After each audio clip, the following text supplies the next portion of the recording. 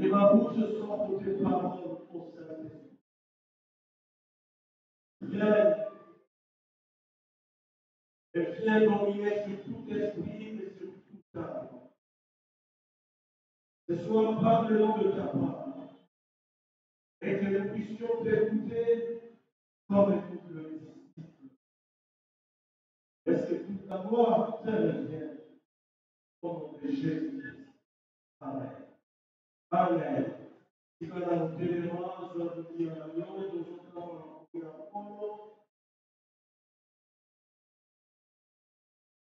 nous allons parler de la mission de Matthieu chapitre 16. Matthieu chapitre 16.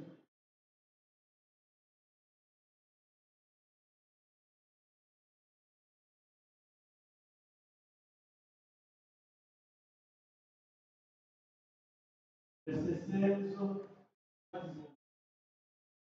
Chapitre 16, verset 16 à 19, totalité au Christ. Ils m'ont bien répondu que le Christ, le Fils du Dieu vivant. J'ai pris la parole et lui dit, Dieu est Simon et Jonas, parce que ce ne sont pas la chair et le sang qui ont révélé cela, au Père qui est dans les cieux. Moi je t'ai dit que tu es pierre, et sous cette pierre, c'est Moïse, que le porte de ces jours de mort, c'est mon pardon. Je donnerai les clés du royaume des cieux. Et tu liras sur la terre, sera lié dans les cieux, et que tu délieras sur la terre, sera délié dans les paroles du Dieu, et tu prends la place. Alléluia. Le chrétien et l'Église. Donc voilà qui m'ont collé à l'Église. Mon Cristo Salimani, Ecclesia, et la Église. Et tu es bâti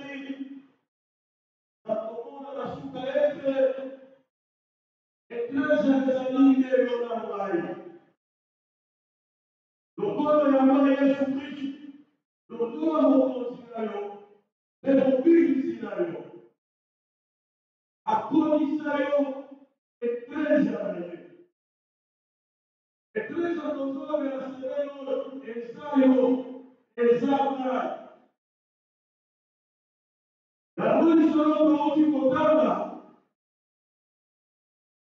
Ezali solo Yesu azotuna. Aye koina ye. Tawa ye bisie. Teke bazobenga ye pama kususu. Kuni bagosika. Sikawa bigo.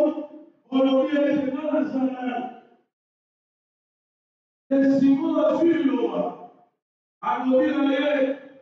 Noza Kristo za Mesia Bwana na Zambe. Naomba. Et bien là oui, Yesu alimsikia. Et ça, maana makiate. Oye na kisio makambo oye. Kaseza molimo na mkono. Asivyo kwa pie. Asolo wanayo. Yo talipete. Asirikolo nayo.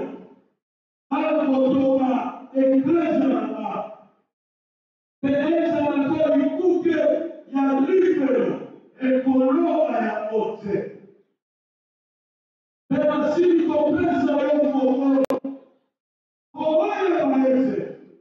Owaye nyoso. Yo kokama se. Ekokama na nikolo. Owaye nyoso kokoma se. Ekokama na nikolo. D'abord, on a dit alors, quand on a l'église et les portes qui séjournent des morts.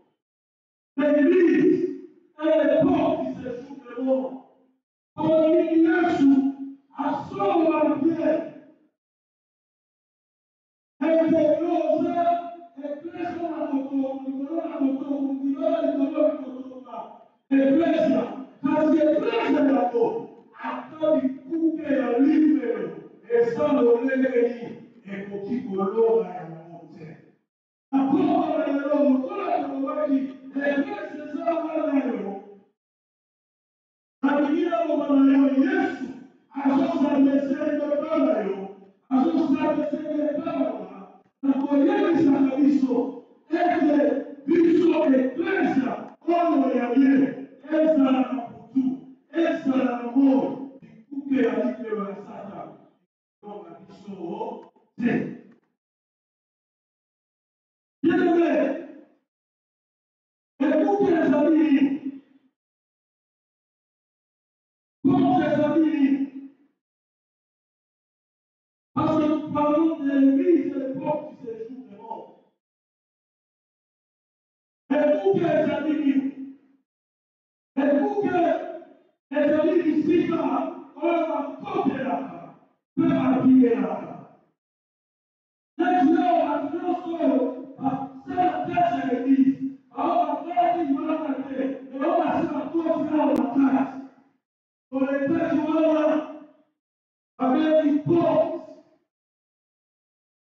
Ekuke kwa leo ezali soki na fongono mtwala koti. Pesa pesa probleme mtwala kiko bima. Ekuke ezali susu bisika oyo mtwala tabaya pia bima. Ezali bisika oyo mtwala kiko kwa pessoa que vai estar ali a favor de Deus, a colina de sussurro. Tempo já, só que vai estar ali voltando a favor de Deus, olha o que o campo fazer na baia, a liberdade na paz, para a guia lo, o casal, o mistério favor. Amém. Amém. Abasteça hoje. Esse é o coroa. Olha, se sabe como ela tinha, qual é o mensagem? Ainda você não sabia, amor. Como é exato? O que eu estou achando agora? A sua mãe até, mas é um plano de lá. Exato.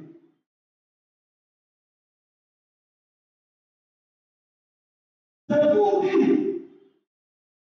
quando você vai ir, c'est aussi par rapport. Alléluia.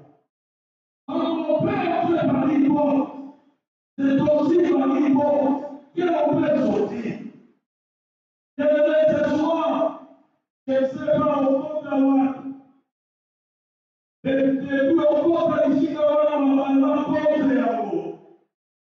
Mayaki malisusu elezate elisika makosi yote bakanapo elisika banamteleyeke obimakaze eakila obanayo naseme oyo ezala musoyo baneni na porte de l'Église Yesu Kristo oyo kitaba sema oyo porte otayo mama lokola porte ya bobo yayo yababeni ya porte de l'Église soki atelemi liboso ya bikuke nyonso ekosaka ye nazolo ya mutu moko teke so esika bakokisa yo teke so esika bakokisa liboko na yo teke so bakokisa mosala na yo teke so esika bakokisa bakosi na yo lokola Yesu Kristo na porte de l'Église asi akota pesi na yo nazolo na yo tala okotelema na porte na yo liboso ya bikuke wana ekofongwana okomina parce que la porte de l'Église a pris la foi qui est sur l'Église. Alléluia. C'est par une porte que mon Père a fait. C'est par une porte que mon Père. Et c'est d'entrer par une porte de la rédemption. Et quand Jésus-Christ est à moi, la porte de l'Église. Et la porte de l'Église. Qu'est-ce qui se passe là-bas?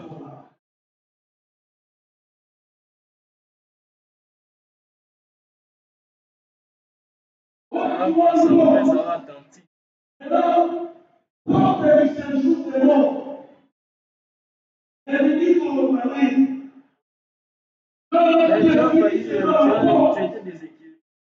Et nous parlons ce soir de porte du séjour de mort. Il vous soit la ripresa d'Alzheimer. Porte du séjour de mort. Les amis accès. Oh, le fondement, pour que personne sera dans l'histoire de Satan. C'est divino a bene, voleva la ciofana, ora ancora lì, ora ancora spazare posa dal popolo di Abruzzo. C'est l'accès ouvert aux œuvres de Satan et son esprit pour agir dans la vie de l'homme. C'est l'accès ouvert aux œuvres de Satan et ses esprits mauvais pour agir dans l'église des cieux.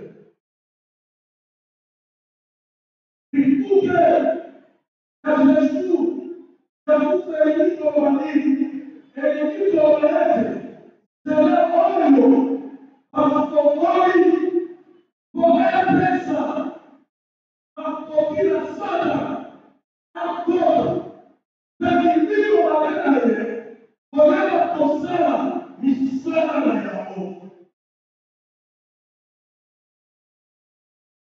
C'est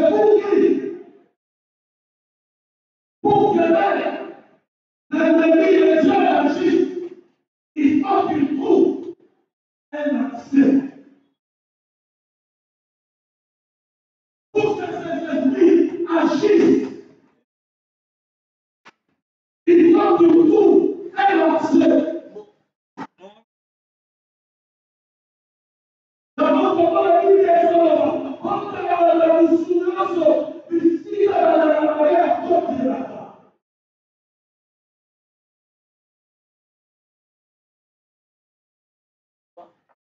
mais ce soir, j'ai la parole pour toi. Même si j'avais laissé un accès, on est presque à la porte. C'est là, dans toi, la porte à l'église. Yes, au fond, avec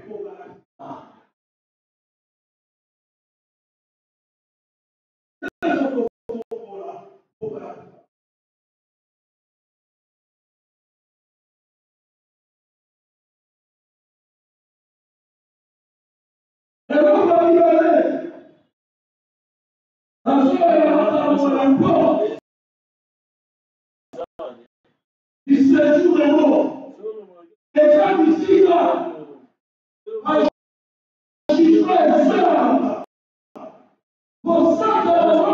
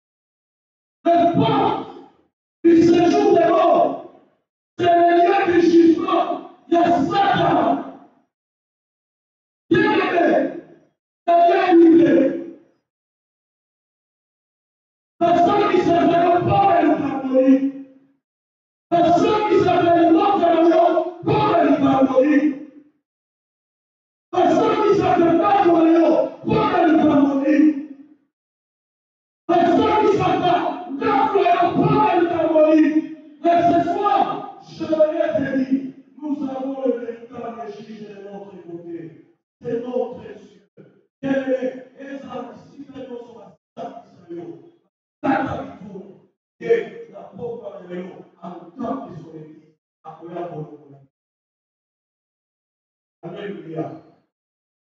Alléluia. L'Église est le pont du séjour des morts.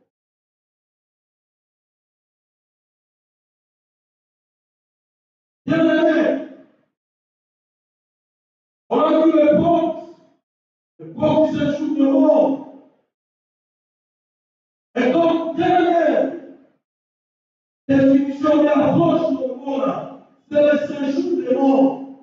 Le séjour des morts est un mot exode de la nuit. Quand on parle du séjour des morts, et puis Coloma, dit, le séjour des morts désigne le moyen des ténèbres contre lequel l'Église est appelée à combattre. Le séjour des morts désigne le royaume des ténèbres contre lequel l'Église doit combattre, contre lequel l'Église est appelée à combattre. Bien-aimés, Éphésiens chapitre 6, verset 12, la Bible dit ceci, que nous n'avons pas à lutter contre la chair et le sang, mais contre les dominations, contre les autorités, contre le prince de ce monde des ténèbres, contre les esprits méchants dans les lieux célestes. Et le Bible nous dit, ah, bitumba lebiso, ese bitumba oyo, tosokunda na nsoto te na makila te, kasi tosokunda na makonzi. Tosokunda contre moyo ya kelele. Yesu ayabaki yango. Yango wana, kama somo la Pierre, comme il savait que le combat de l'Église n'était pas un combat de la chair, c'était un combat qui était spirituel. Voilà pourquoi Yesu les a, kama somo, les portes de l'enfer ne peuvent pas contenir. Il voulait dire, voilà pourquoi, comme on la ressource a été générale, la ressource est en opposition.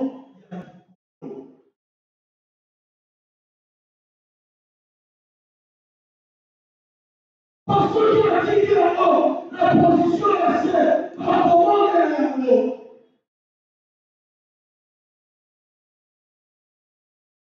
Parce que celui qui domine, c'est celui qui est au-dessus. Et celui qui est dominé, c'est celui qui est en bas. Il y a une situation où on va dire, ah, il faut qu'elle attende mon côté. Il y a du feu. L'homme est a solo valere, Dio andare tu che lo potete e cosa colore presi alla nel suo così la presi a mo alle presi alla non c'è presi a loro però così non si satana la c'è ancora se alleluia c'est pourquoi la personne qui a compris la solo va la presi a mo così Piccolone addosso, piccolone addosa, piccolone di Dio, piccolone l'opposizione alla Satana. Contro Dio è la sua come est-ce que Dieu a voulu que son Église puisse avoir l'autorité de tout ce et quand je l'ai dit en tant qu'Église, en tant que son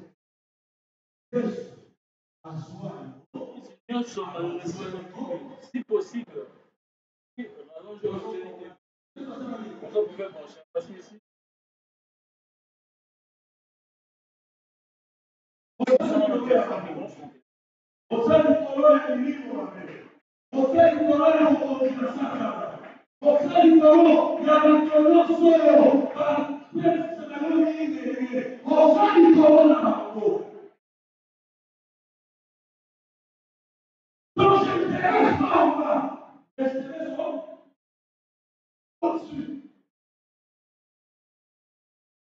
c'est dommage. L'Église aujourd'hui essaie de reconnaître sa position. Alors pourquoi toi, cette semaine, nous sommes appelés à voir notre manière de nous comporter. Pas parce que Dieu dit que Christ a dit, il t'a mis haut. Ceux qui l'ont dit, au Goliath.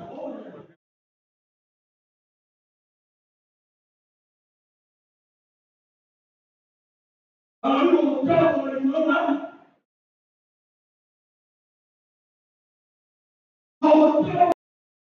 Mis dans une position supérieure. C'est une position supérieure.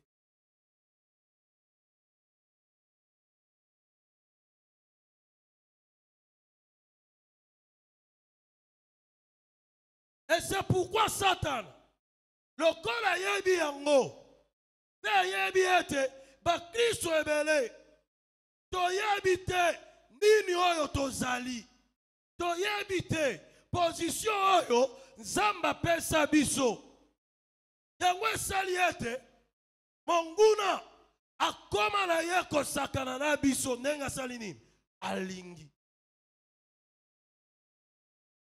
Parce qu'en disant ça, Christ savait que le diable continuera toujours à travailler contre l'Église. Et j'aimerais t'informer, il continuera à travailler contre toi tant que tu vis. Il continuera.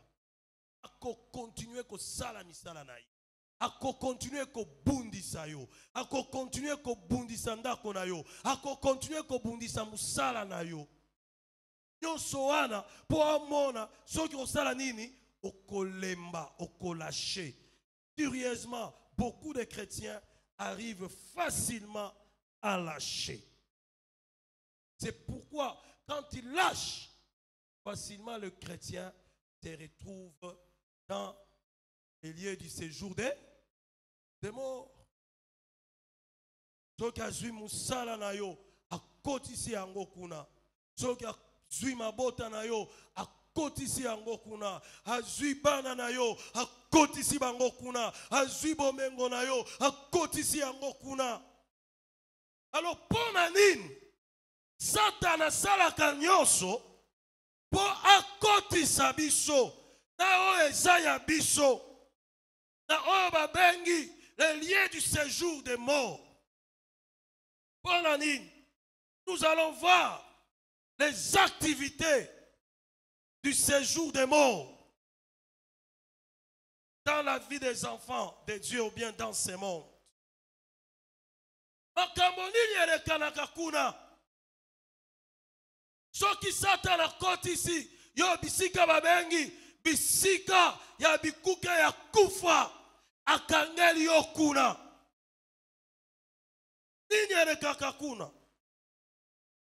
Okotanga ya liboso dans Luc chapitre 16 verset 23.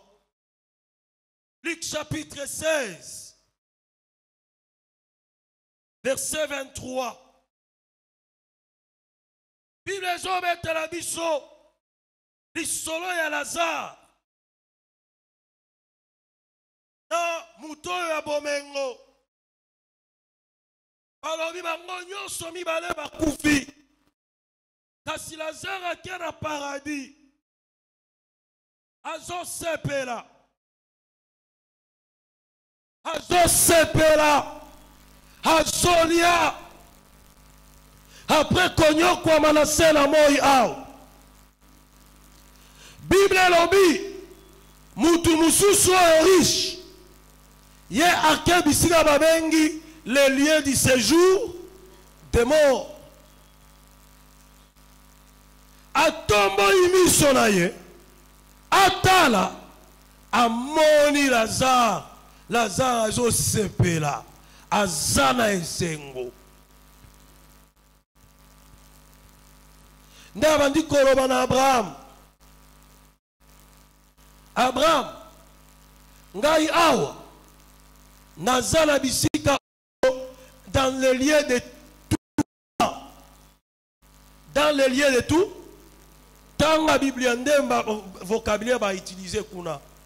Dans les lieux du mort où il y a les tourments. Tala sala ete osunganga okendo yebiselanga bandeko nanga babongo na motema po baya bisika oyo yo mazalaki malamu ha? Amen amen. Amoni kuna parce que tourment tala omoni passion ezalaka elongwe na degré ya passe. Donc eleki okoki ko expliquer yango te. Donc ozata na issue moko te.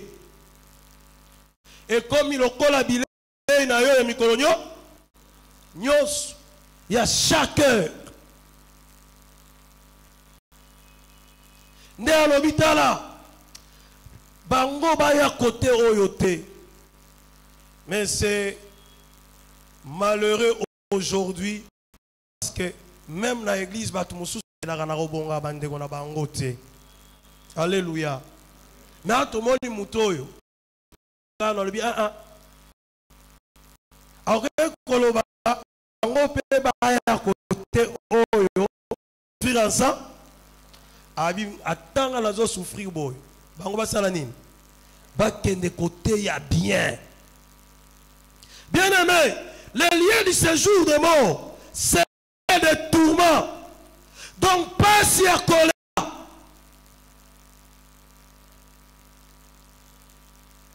Satana, alingaka kokoti sabatu kuna, po nyoko la bango, po moli sabango passe. Mais passe yango, tango soyo kango somona yango. Ozoluka bisika ya kobimela ozozwa bisika ya kobimela te. Alléluia. Dans les tourments, souffrance ya makasi, la Bible dit il était en proie au tourment. Donc sonyo kwama tilelo tikana ebisayo Satan objectif na ye Ezaya kokanga bato mosusu atinda bango bisika bakoni okwama. Ezaya kosala ete azwa mabota mosusu atinda bango akotisa bango bisika bazoni okwama bisika bazomona pasi. Beba mosusu basi bakotisi bango deja kuna. Que des tourments sur le plan sentimental, que des tourments sur le plan professionnel, que des tourments sur le plan relationnel, que des tourments à tous les niveaux de la vie. Vous savez, ce qui tourment est qui? Bon, moi, comme on rappelle Bolo, Bololo. Oh, comme à un niveau mon Colombie, ça ne sert à rien de vivre. Nakufata kokufa. Activité mususu nini oya sala kakuna. Bien aimé, okotanga ngo na Apocalypse chapitre 6 verset 8.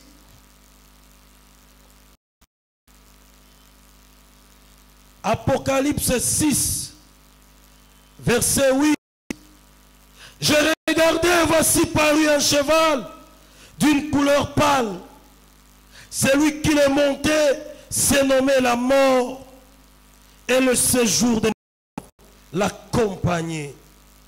Le pouvoir leur fut donné sur le quart de la terre pour faire périr les hommes par l'épée, par la famine, par la mortalité et par les bêtes sauvages de la terre.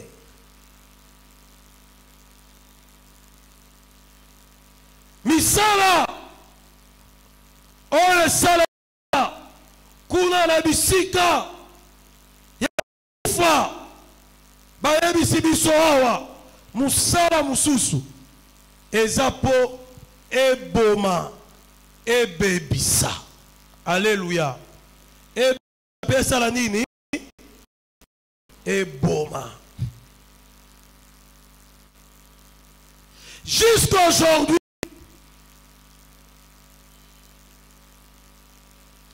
le diable combat l'église et toi. Son objectif est de te faire périr. Amen. Nyonso eza ya ecclesia. Aboma eza ya ecclesia.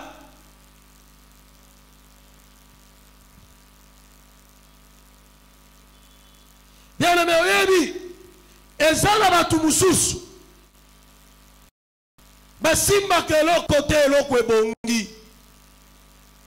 Je me rappelle de quelqu'un qui en son temps disait que ye maboko na ye ata esimbi biloko etambolaka malamu na maboko ya batu mususu.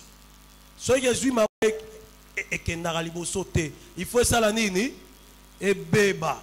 Voilà pourquoi on ne s'associe pas avec tout le monde. Alléluia. On ne s'associe pas avec batu mususu maboko na bango soki ezwi mbongo. Mbongo esali nini? Et s'il est koufi. Et on nous dit ce sont parmi les activités qui se passent dans le séjour des morts. La destruction. La destruction. Faire disparaître. Bien-aimé, ton ennemi travaille pour ta disparition. Il travaille pour la disparition de ce que tu possèdes. C'est ce que la Bible nous dit. Il vit un sorti. Il était accompagné du séjour des morts avec comme objectif de faire périr. Et puis attendre l'Ibishowana a utilisé ba méthode nyonso na ba stratégie nyonso pour ça la nini abebisa pour abebisa. Donc là-bas ceux qui va jouer ba boaki musala na yokuna et kozala ka kobe bala kobe. Il y a des gens à jouer musala lelo mais à copier dans befa facilement. Et puis aux hommes qui sont bon, ngala zoalanga misala facilement. Et si la langue peut facilement, mais na où me la raté kozwa papa. Musala kosi la bien, ezayo moko au lobby au démission, au démissionné. Et puis bah toi bandi ko tuna yo, est-ce que ça normal ou bien osa normalité? Net na mura ki elenge moko directeur na société moko bazo futaye bien azape na carrière ya moulaï mais a démissionné. Siko tant ba yebi singa ke oyebi mutu tel benga ina no solo na ye na bengi sia na bio tozo solo la ayebi singa raka mon frère na démissionné pour soki na tikali na musala oyo na moni neti na kokufa po je me rends compte que nazo sala mais c'est comme si na salé la kaka bat. Mais j'ai déjà pris toutes les dispositions. Bah comment on n'a pas cité mais nga la sali nini? Ah. Parce que tant que zolo ba nga ba ebisa inga ndenge ba futarayi. Na on a salaire na ba avantage za nango. Ah, tu sais que de la même manière que tu ne me comprends pas, même pas na biso, bazo comprendre ngate. Mais na ebisi bango ba ko comprendre ngo Mais je n'étais pas convaincu. Et c'est dit moi-même une petite raison. Parce que parmi les raisons, moi si nabala. D'ailleurs, que awa toza na yenda kumorote. Asi akenda, ngape naza pana. Nena yeko beta machine abi ya moni kaka keno soki na atana keti ya kotika la rabo etango la kokoma mbange na zui pension à retraite de comme final la yeko zala ba million. To kabola na mwasi wa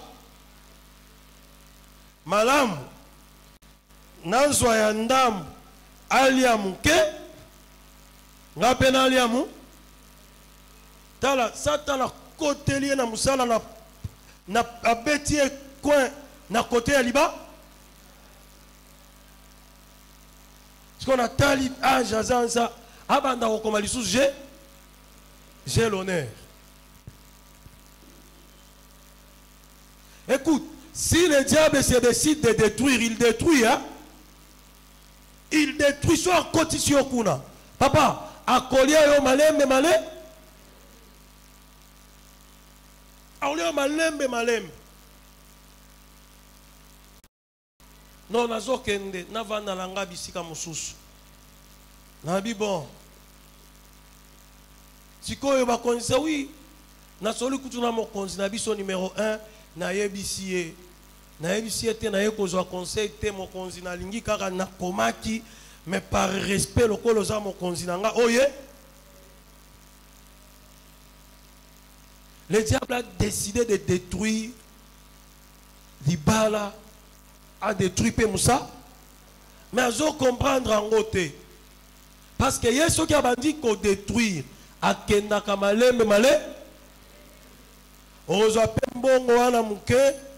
Ok mikili ya poto. Mikanda pe umeli avant esalanini. Ebima mbongo esili. Bakangio nanzela. Bamatisi yo avion basalinini. Bazongisi yo awa. S'il veut te détruire, bien-aimé, Azama Blacte, Moutoumoussou soit démissionné pour comme député. Mais Azama Ekolo Batouma comme Sakanagate. Tant Zumbongo, il y a des comptes finaux. Le Kola Bandegolaï va se retrouver à quitter. Pour Bango va s'arrêter. Au lieu de Nyosoyomo, va se revivre en à quelle heure la députation va loki et azuité. C'est comme bon et c'est alinine.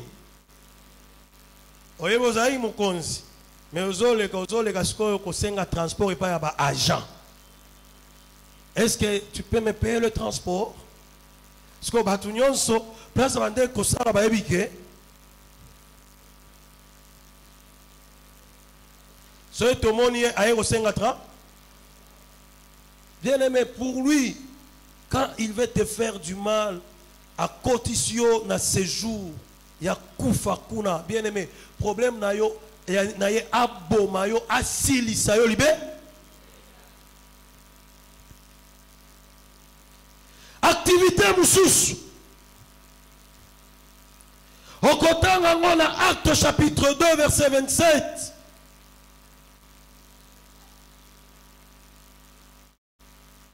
Bible soloba yawo kotika molimo na ngai te na bisika ya séjour de mort. Kuna na séjour de mort eza bisika Satana atindaka bato po atia bango na boloko a emprisonné bango a komisa bango baumbu na ye. C'est le lien d'emprisonnement. Il y a Satana. Bisika emprisonnaka misala ya bato. Emprisonnaka ba santé ya bato. Emprisonnaka ba avenir ya bato.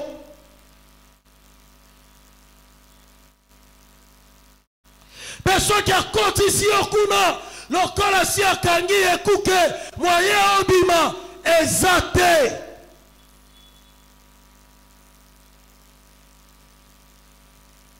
Moyen technique na ye, même si a kangi et kouke, na yo moro na kati, a tche yo mignololo. Pour au bouger te.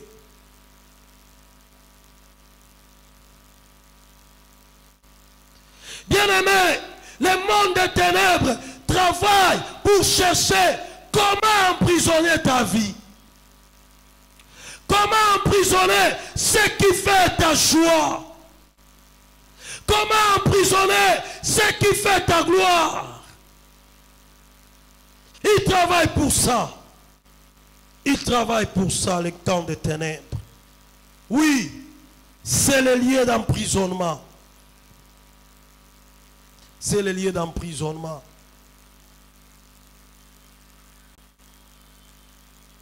Activité mususu. Oyesole kakuna.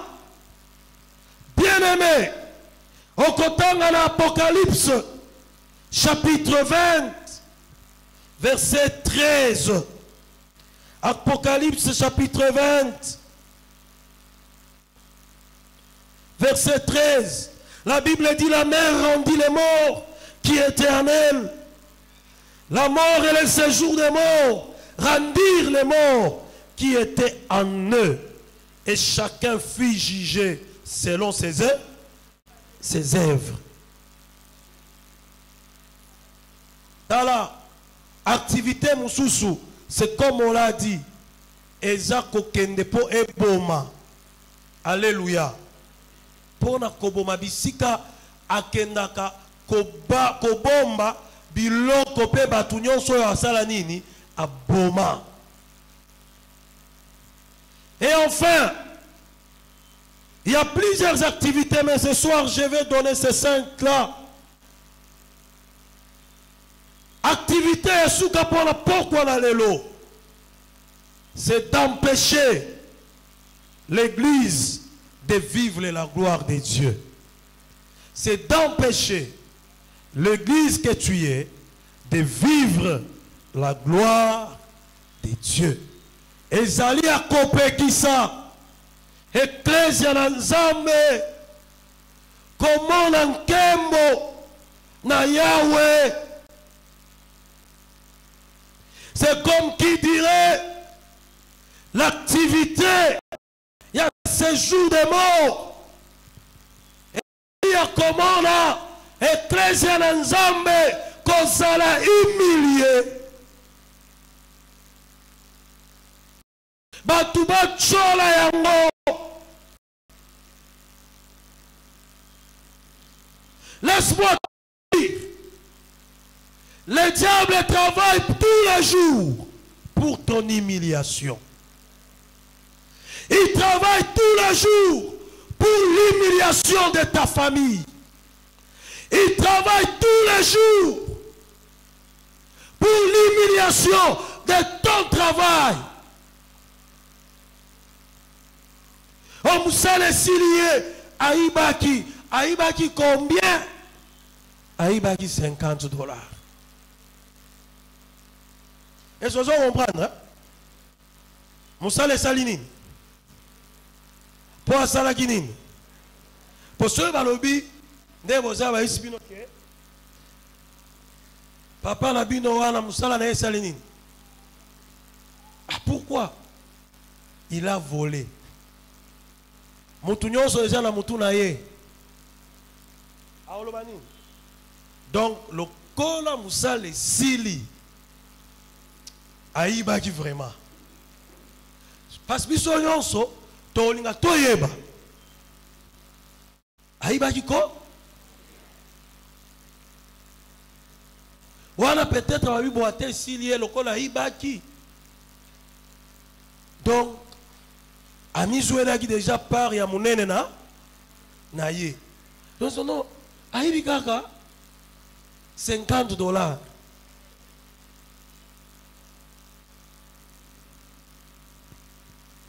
Papa, bato bon baloki. Aïba taba million $50. Et puis bato retourne à zanga ki yango. Tazanga ki angote. Pour Satan so yengali a humilié yo. Akobosa ni sayo $1000 ozanango na porte-monnaie. Akotalisa yo ke $50 obatie wana o esengeli o simba te yango ndeza elengi. O ke ndozara 50 wana. Lelo pe ba caméra e comme ebele na ba bureau ba moni yo. O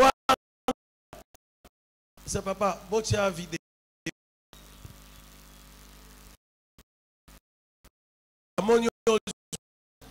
Oyo angai. Poso so lobika ngai esili. Musale salinini. Moi, mon salaire qui a un salaire il y a $5,000, mais mon salaire est lié pour $50. Ah, voilà. Mon toit pamba. Bah, on foutaillé bien. Oui, mon salaire est lié pour $50. C'est ce qui est en haut. Et l'on a un C. Parce qu'activité la bango et zawana t'empêcher de vivre la gloire de Dieu. Azolinga tango nyo soit humilié yo. Azokoti sakuna.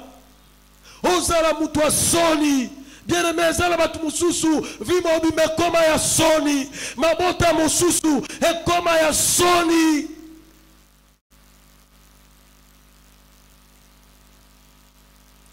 Misala ya satana ezo sala nyonso ekotisa bango na soni. Yango bien aimé soki omoni makambo mosusu ebandi kobanda la vie na yo keba telema banda kobunda yo moko kozela te babundela yo yo moko.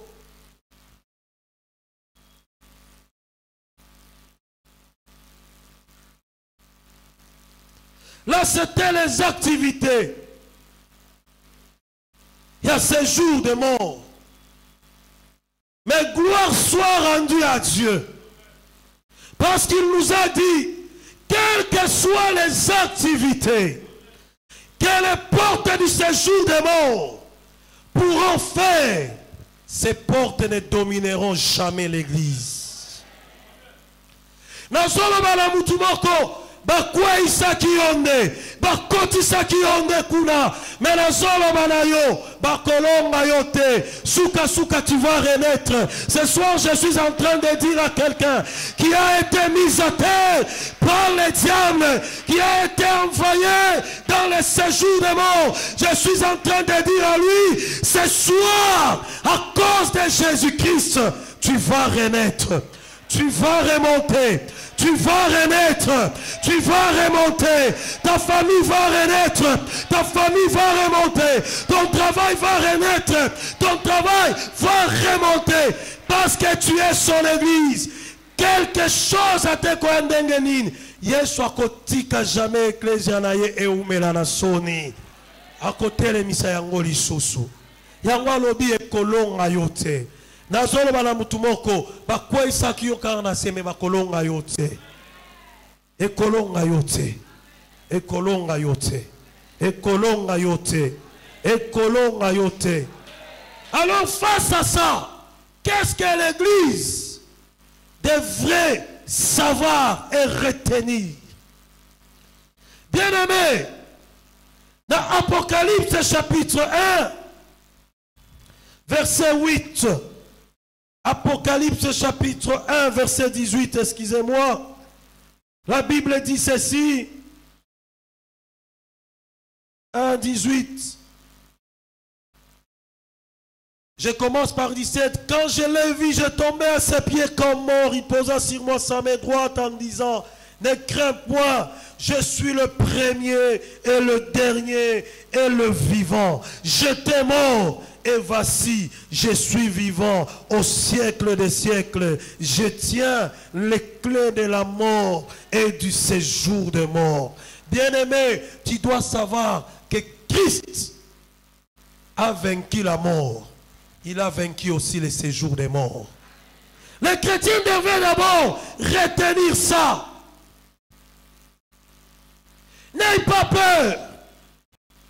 Face au séjour des morts. Et face à ces portes, pourquoi Christ est mort, mais la mort et le séjour des morts n'ont pas pu le retenir. Il est sorti de là. Et quand il est sorti de là, il est venu habiter en toi, Église. Et comme il est venu habiter en toi, Église, je suis en train de te dire, toi aussi, tu sortiras de là. tu ressusciteras, tu sortiras du séjour des morts. Car la Bible déclare que le même esprit qui a ressuscité Christ d'entre les morts, ce même esprit habite en vous. Et comme ce même esprit habite en vous, je suis en train de dire à toi, Église, oh batiaki, kunana bifelo, bisika ya kufa, Yesu akobimisa yo. Ata esi eumeli, Yesu akobimisa yo. Yesu akobimisa libota na yo. Yesu akobimisa musala na yo. Yesu akobimisa ma projet na yo. Yesu akobimisa yo. Yesu akobimisa yo. Akobimisa yo. Bien-aimé, eloko nini esengeli oyeba lisusu? Ephésiens chapitre 21 jusqu'à 23. Bible lobi Yesu Kristo apesa na eklesia bokonzi po ekonza likolo ya bokonzi ya Satana. Face aux portes de ce jour de mort, l'église devrait savoir que l'église était à dominer. Parce que Christ a pesa yo bokonza la nini okonza. Yango alobi okotambola likolo na ya. Bien-aimé, ne crains pas. Lève-toi. Commence à dire que Christ m'a donné le pouvoir. Il m'a donné l'autorité. Voilà pourquoi je me lève pour marcher sur ces portes-là du séjour des morts. Parce que ces portes-là, la Bible dit, ces portes-là ne me vaincront jamais. Je suis en train de dire à quelqu'un, okopola pona libelate. Bakopolisa yo pona libelate. Babandai kopolisa yo po yeba kite. Na poko na lelo. Yesu alobi, yonde sengelo polisa bango. Na zolo bana mutumoko, yondo kopolisa maladi wana. Na zolo bana mutumoko, yondo kopolisa seliba wana. Na zolo bana mutumoko, yondo kopolisa chômage wana. Yondo kopolisa molimo akufa wana. Parce que Yesu asi apesi yo boko poko pokonza. Pokonza. Tu es son église. Tu es son église. Soto yeko makambo oyebi ete tala Yesu akufa bakunda ye asekwa asi avanda katina lokola asekwa ata bakundinga na molimo ngape na osala nini po Bible lobi molimo ya sekwisaka ye ka molimo moko wana nde azofanda katina lokola azofanda katina nga tala botika na bino nakobima nakobima nakobima lisusu nazoloba na yo okobima lisusu okobima lisusu po Yesu azaka yo okobima lisusu alobi lisusu tala nasi na pesi yo boko comme je l'ai dit au début asi apesi yo position ya liko asi apesi yo position ya likolo tika na bango baloba yo okomata te soki olingi omate fo simba biloko na biso yebisa bango na kosimba te mais bokoka alléluia l'église et les clés du royaume de Dieu. Bien-aimé, alors pour terminer lokolo yebi ke position na yo eza oyo nini esengeli sikoyo etambwisa yo pe oyeba yo oyeba yango tolobaki na ebandeli ke bikuke ya kufa ezali bisika basambisaka bato po bakotisa bango na boloko. Ce que tu dois maintenant retenir est que quels que soient les jugements et les accusations de l'enfer, tu ne seras jamais vaincu.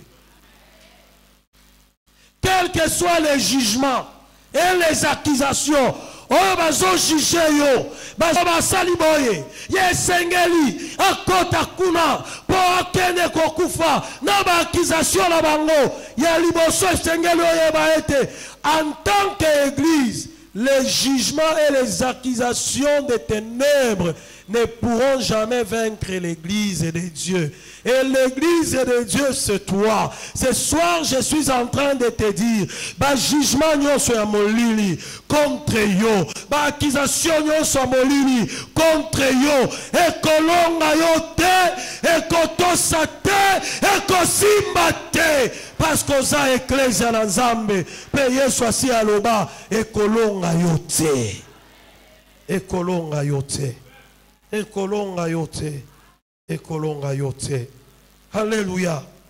Deuxièmement, quand Christ disait ça, que les portes de ce jour de mort ne pourront jamais vaincre l'église, qu'est-ce qu'il voulait dire?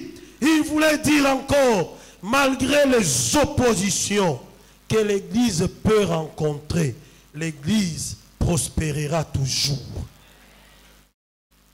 Malgré les oppositions que l'église pourra rencontrer, l'église prospérera tout. Bien-aimé, je suis en train de te dire ce soir, toi, église de Dieu, oui, hier tu as rencontré beaucoup d'opposition. Tu as fait beaucoup de surplace. Tu ne savais pas comment avancer. Tu ne savais pas comment évoluer. Obande kokoka kokende liboso te po babanda kotin kopenda yo kaka na sima mena pokwa na lelo na ye na sango malamu pona yo ba opposition nyonso ekotelema po empêcher yo kokende liboso ekolonga yo te yo okoleka oko prospérer lokola la Bible elobi mon serviteur prospérera. Tu prospéreras parce que tu es église de Dieu. Aucune opposition ne pourra te vaincre. T'as là-bas s'opposer na bango. Baba qui s'amalisu. Baba s'opposer à la mariage na yo, hein? Na pourquoi na lelo. Baba qui s'am.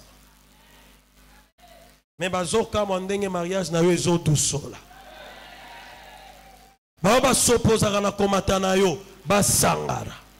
Mais kama ndenge nini komata na yo ekodosola bao bazobundisa ba finance na yo basanga na lisusu mais bakokamwa ndenge nini ba faire na yo ekomata lisusu ekodosola lisusu parce que Bible elobi en tant qu'église aucune opposition ne pourra te vaincre parce que toi tu es appelé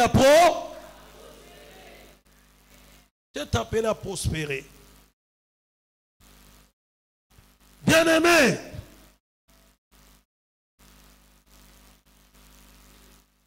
tala, ba porte le baki, soy ba kangi yango, et koki ko empêcher mutu akota, to asala nini, abima. Bien-aimé, awa Christ azolo banayo, ataba lo baki. Bisika ya kolekelezate, là où l'église se tient, il y aura toujours une ouverture. Pour l'église salanine, et les cas. Donc c'est pour dire, oye empêchaka yo po obima, et kokoka lisusu ko empêche yo te.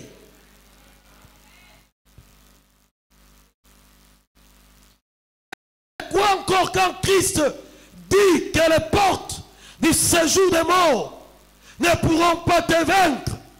Il veut dire, en tant qu'église, tu ne seras pas mise ou assujettie à la puissance de la mort. Et pour cela, tu dois bannir la crainte. Tu ne seras pas soumise et assujettie à la puissance de la mort. Quand on dit se soumettre ou bien être assujetti, c'est-à-dire, yo olinga te okotosa.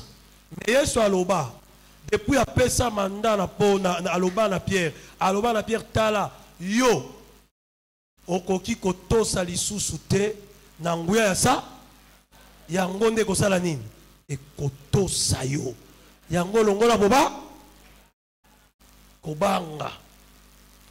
Et la dernière chose que tu devais retenir, c'est que la victoire finale te revient en tant qu'Église.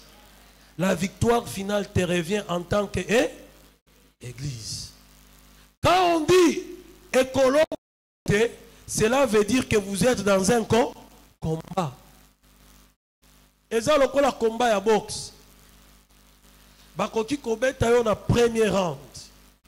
Bakoki kobeta yo na deuxième round. Mais na zolo balayo 10e round de kosilate. Oya kolonga ezayo. Molongi azandeyo. Donc, dire à l'église, quel que soit le combat dans lequel tu seras engagé, quelle que soit l'ampleur de ton ennemi, moi je te dis, toi tu es église, quelle que soit l'ampleur du combat, et quel que soit le niveau de ton ennemi, la victoire finale est à toi. Je suis en train de dire à quelqu'un ce soir, que la victoire finale est à toi, parce que tu es l'église de Dieu. La victoire finale de ta famille est à toi. Parce que toi, Église de Dieu, tu es dans ta famille là. Kobangate, kobangate, kobangate. En ceci, nous comprenons donc que Dieu nous a donné une position supérieure, plus élevée par rapport au royaume des ténèbres. Nous devons donc prendre conscience et agir pour changer les choses. En ceci, nous devons donc comprendre que Dieu nous a donné une position supérieure, plus élevée par rapport au royaume des ténèbres. Et nous devons donc prendre conscience et agir pour changer les choses. Et Seigneur Itoeba, en tant qu'Ecclésia, était Jésus Christ, assis à Pesibiso, place ya likolo kole, likolo koleka royaume ya Satan, likolo koleka ba oyo nyonso batungisaka biso, likolo koleka bisika ye akendaka kokangela bana na Nzambe. Pona yango ngana yango esengeli to prendre conscience ya position na biso po ete to telema to banda ko changer makambo. Ce soir, en tant qu'Église, tu es appelé à t'élever et changer les choses. Tu es appelé à t'élever et changer ce qui ne marche pas dans ton travail. Tu es appelé à t'élever et changer ce qui ne marche pas dans ta famille. Tu es appelé à t'élever et changer ce qui ne marche pas dans tes projets.